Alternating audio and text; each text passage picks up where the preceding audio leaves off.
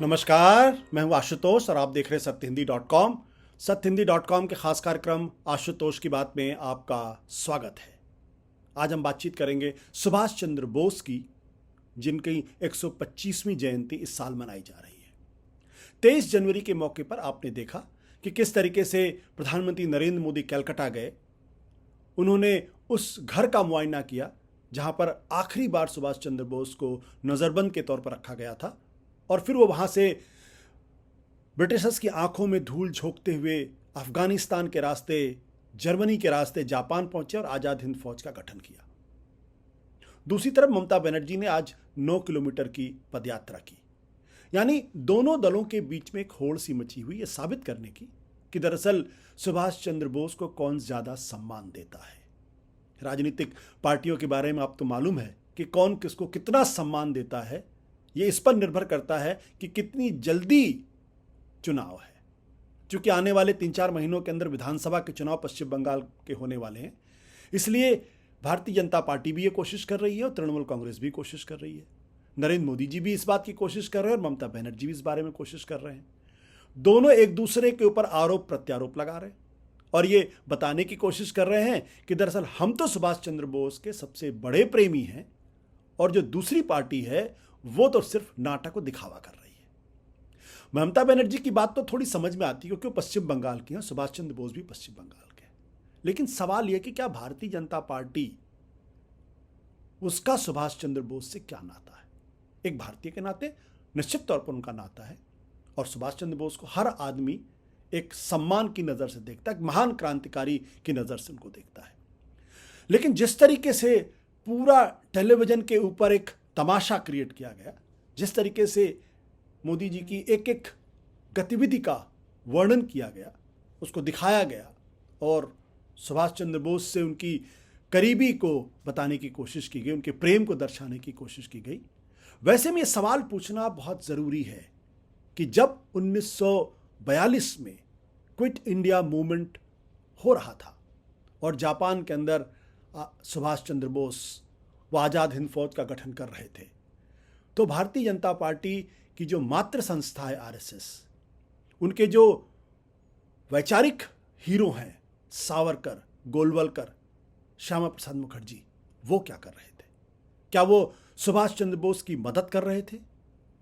क्या वो उनके साथ खड़े थे?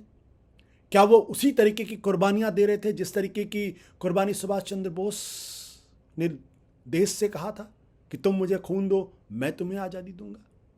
ये सवाल बहुत महत्वपूर्ण है और ये सवाल आप सब लोगों को जानना चाहिए। इसलिए जानना चाहिए ताकि इतिहास की अगर जानकारी रहेगी तो आप वर्तमान का और भविष्य का अच्छे से आकलन कर पाएंगे और इस बात का अंदाज़ा लगा पाएंगे कि दरअसल कौन सा राजनीतिक दल, कौन सा राजनीतिक नेता, कुर्सी पर बैठा हुआ कौन सा शख्स जो है वो ईमानदारी से सुभाष चंद्र बोस के प्रति अपने प्रेम को प्रदर्शित कर रहा है और कौन उसका फायदा उठाकर राजनीतिक रोटियां सेकने की कोशिश कर रहा है।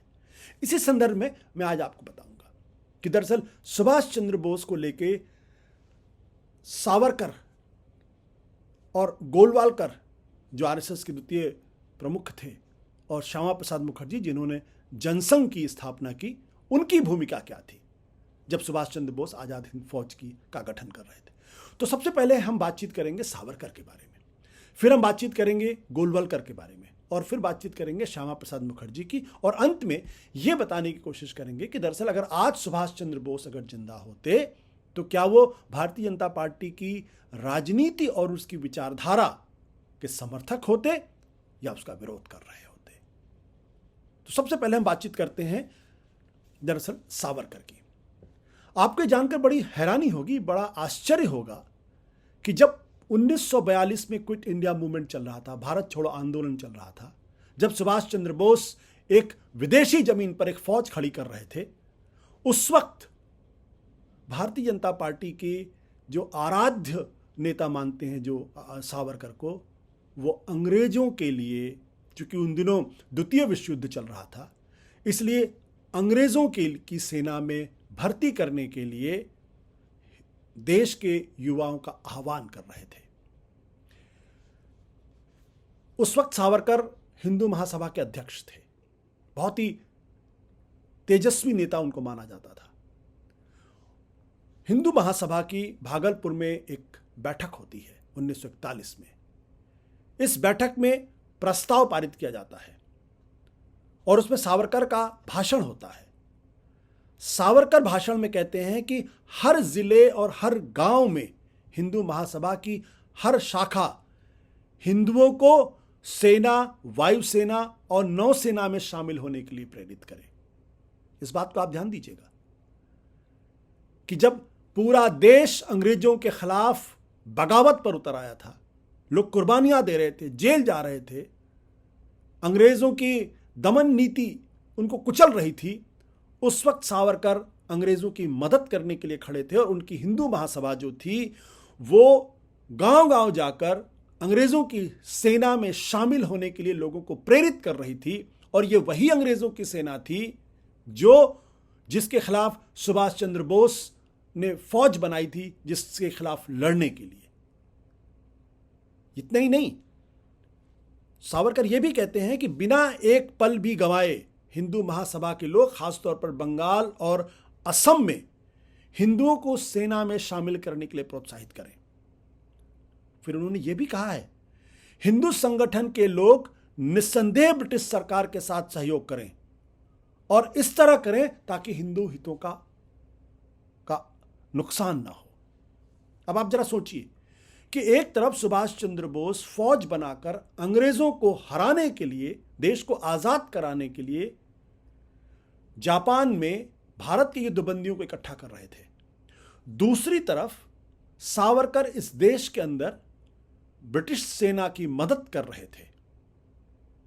यह बात आज हैरतअंगेज लग सकती है, लेकिन इससे बात बिल्कुल स्पष्ट नजर आती है कौन अंग्रेजों के खिलाफ लड़ रहा था और कौन अंग्रेजों के खिलाफ नहीं लड़ रहा था, कौन अंग्रेजों की मदद कर रहा था और कौन अंग्रेजों की मदद नहीं कर रहा था। सावरकर को क्या जरूरत थी ब्रिटिशर्स के खिलाफ ब्रिटिश की सेना में हिंदुओं को शामिल कराने के लिए, और 1 लाख से ज्यादा हिंदुओं को उन्होंने ब्रिटिश की सेना में शामिल कराया था। जब उन्होंने शामिल कराया तो इससे किसका भला हुआ? क्या सुभाष चंद्र बोस के खिलाफ यह सेना नहीं लड़ने जाने वाली थी? तो आज जो हम ये साबित करने की कोशिश कर रहे हिंदुत्ववादी ताकतें कि दरअसल नरेंद्र मोदी, भारतीय जनता पार्टी सुभाष चंद्र बोस का सम्मान करती है और दूसरे दलों ने उनका सम्मान नहीं किया, उनको इतिहास का ये तथ्य पता होना चाहिए था।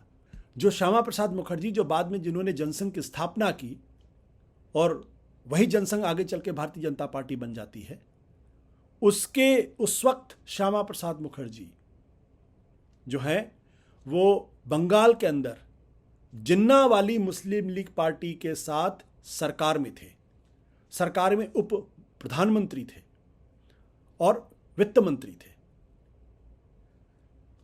उन्होंने अंग्रेज को एक चिट्ठी लिखी थी 26 जुलाई 1942 को, श्यामा प्रसाद मुखर्जी ने, और इस चिट्ठी में उन्होंने लिखा था कि प्रश्न यह है कि इस आंदोलन का सामना कैसे किया जाए, यानी जो ये क्विट इंडिया मूवमेंट चल रहा है इसका सामना कैसे किया जाए। ये चिट्ठी श्यामा प्रसाद मुखर्जी अंग्रेज गवर्नर को लिखते हैं और उनको बताते हैं कि कुछ भी हो जाएगा, बंगाल के अंदर क्विट इंडिया मूवमेंट को कामयाब नहीं होने दूंगा। कहते हैं प्रश्न यह है कि इस आंदोलन का सामना कैसे किया जाए, सूबे का प्रशासन इस तरह से चलाया जाए कि कांग्रेस की तमाम कोशिश के बाद भी आंदोलन राज्य में जड़ जमा न सके। फिर वो आगे लिखते हैं उस चिट्ठी में, युद्ध के समय जनोन्माद भड़काने की हर योजना को सरकार को रोकना होगा ताकि कानून व्यवस्था न बिगड़े। अब आप जरा इसको गौर करिए। Quit India movement Mahatma Gandhi ने लॉन्च किया था, देश की करोड़ों जनता सड़कों पर उतर आई थी, और आज अपने आप को देशभक्त बताने वाले पार्टी के संस्थापक सदस्य श्यामा प्रसाद मुखर्जी वो अंग्रेज को सलाह दे रहे थे कि कैसे क्विट इंडिया मूवमेंट को क्रश किया जाए, कुचला जाए। यह सलाह दे रहे थे। यह चिट्ठी आप अगर कभी भी गूगल करेंगे आपको आसानी से मिल जाएगी। इतने ही नहीं, आपके मन में सवाल हो सकता है कि ये तो हिंदू महासभा के लोग थे, क्योंकि उस वक्त श्यामा प्रसाद मुखर्जी हिंदू महासभा में थे। आरएसएस क्या कर रही थी, जो बीजेपी की मात्र संस्था है? आरएसएस के प्रमुख थे गोलवलकर और उनके संस्थापक सदस्य थे हेडगेवार। दरअसल आरएसएस ने कभी भी भारत की आज़ादी की लड़ाई में हिस्सा नहीं लिया। इसलिए अगर वो ये दावा करते हैं कि बहुत बड़े देशभक्त हैं, तो उनसे सवाल पूछना चाहिए था कि अगर आप बहुत देशभक्त हैं, भारतीय जनता पार्टी या आरएसएस के लोग बहुत देशभक्ति का अगर दावा करती है, तो उनसे पूछना चाहिए कि जब देश आज़ादी की लड़ाई लड़ रहा था, कुर्बानियाँ दे रहा था, तो आपने उस लड़ाई में शिरकत क्यों नहीं की। हेडगेवार ने तो साफ तौर पे कहा था कि कांग्रेस का ये आंदोलन सतही राष्ट्रवाद है, शैलो, ये आंदोलन जो है वो एक शैलो नेशनलिज्म है, ये उन्होंने कहा था। इसके साथ साथ गोलवलकर ने यह माना कि आरएसएस में बहुत सारे ऐसे लोग थे जिनके मन में ये ख्याल आया था कि उन्हें क्विट इंडिया मूवमेंट में हिस्सा लेना चाहिए। वो कहते हुए एक्नॉलेज करते हैं, और फिर वो क्या कहते हैं, 1942 में भी कई लोगों के मन में ज्वार था, और फिर कहते हैं उस वक्त भी संघ का रूटीन काम चलता रहा। यानी संघ ने क्विट इंडिया मूवमेंट में हिस्सा नहीं लिया, वो अपना काम अपनी गति से करते रहे, और जो लोग आरएसएस के लोग जो इस आंदोलन में शामिल होना चाहते थे, उनको डिस्करेज किया, उनको मना किया। लेकिन आपको जान के और एक बात की और हैरानी होगी कि दरअसल जो ये असहयोग आंदोलन जो गांधी जी चलाते थे, जो हिंसात्मक आंदोलन चलाते थे, उसको लेकर भी आरएसएस की दृष्टि, आरएसएस की जो सोच उसको लेकर थी, वो बहुत अच्छी नहीं थी।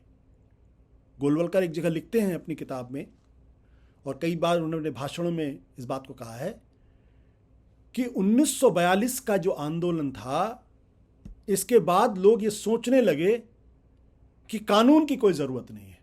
यानी ऐसे आंदोलनों से लोगों के अंदर उस श्रृंखलता पैदा होती है और वो कानून का सम्मान करना बंद कर देते हैं। आप सोच सकते हैं, आज अगर कोई इस तरीके की बातें कहे तो उसके बारे में क्या कहा जाएगा कि वो देशद्रोही है, गद्दार है। उस वक्त किसी ने गोलवलकर को देशद्रोही गद्दार नहीं कहा। इतना ही नहीं, जो आज़ादी की लड़ाई लड़ते हुए जो लोग शहीद हुए, जिन्होंने अपनी जानें कुर्बान की, उन लोगों को भी गोलवलकर बहुत बड़ी निगाह से नहीं देखते थे। उन्होंने कहा है, और उनका मानना क्या था, बड़ा गौर से सुनिएगा इस बात को, ऐसे लोगों को समाज में आदर्श नहीं माना जा सकता। जी हाँ, जो लोग शहीद हुए थे उनके बारे में कहते हैं, ऐसे लोगों को समाज में आदर्श नहीं माना जा सकता। हम उनकी शहादत को महानता का सर्वोच्च बिंदु नहीं मानते, क्योंकि वो अपने आदर्श की प्राप्ति में असफल हुए, और जो असफल हो जाता है उसका मतलब ये है कि उसमें कुछ ना कुछ कमी रह जाती है, या कमी होती तभी वो असफल होता है। तो क्या भगत सिंह की कुर्बानी को, जिनको पूरा देश सेलिब्रेट करता है, जिनको शहीद आजम कहता है, उनकी कुर्बानी आदर्श नहीं थी? उनको आदर्श पुरुष नहीं माना जाना चाहिए था? उनकी कुर्बानी को सेलिब्रेट नहीं करना चाहिए था? उनको हम लोग असफल मान लें? चंद्रशेखर आज़ाद, खुदीराम बोस, इन सब लोगों की आज़ादी, इन सब लोगों की कुर्बानी को क्या देश भूल जाए और ये मान ले कि चूंकि ये देश को आज़ाद होने के पहले ही ये लोग शहीद हो गए, तो इनके अंदर कुछ कमी थी, इनको हम महान नहीं माने? इतने ही नहीं, वो ये भी कहते थे गोलवलकर कि जेल जाना कोई देशभक्ति नहीं है। ऐसे सतही देशभक्ति से प्रभावित नहीं होना चाहिए। अब इस सोच को आप क्या कहेंगे? अब इस सोच को आज के संदर्भ में अगर आप जोड़ के देखिए कि सुभाष चंद्र बोस तो जब देश आजाद हुआ तब तो नहीं थे। हालांकि उनकी मृत्यु के लेके अभी भी बहुत सारे लोगों के मन में यह है कि उनकी मृत्यु उस वक्त नहीं हुई थी हवाई जहाज दुर्घटना में। लेकिन अब इतिहास का वो पन्ना है जिस पर विवाद तो है, लेकिन सच्चाई यह है कि दरअसल अब इसमें किसी तरीके का कोई विवाद नहीं है। ये स्थापित हो चुका है कि उनकी मृत्यु उस हवाई दुर्घटना में हुई थी जापान में। वो शहीद हो गए थे, तो क्या आरएसएस के हिसाब से मान लें कि वो असफल थे, वो अपने उद्देश्य की प्राप्ति नहीं कर पाए, उनको हम महान नहीं मान सकते, उनको आदर्श नहीं मान सकते? तो ये द्वैत क्यों है? आज आप सुभाष चंद्र बोस को महान क्रांतिकारी बताते हैं, उनकी कुर्बानी को सेलिब्रेट करने की कोशिश करते हैं, उनको अप्रोप्रिएट करने की कोशिश करते हैं। प्रधानमंत्री जी खुद कलकत्ता जाते हैं, पूरे टीवी चैनल्स में उसका गुणगान होता है कि देखिए मोदी जी ने किस तरीके से, देश के प्रधानमंत्री किस तरीके से सुभाष चंद्र बोस को सम्मान दे रहे हैं। बिल्कुल सम्मान देना चाहिए, मुझे इसमें कोई शक नहीं है।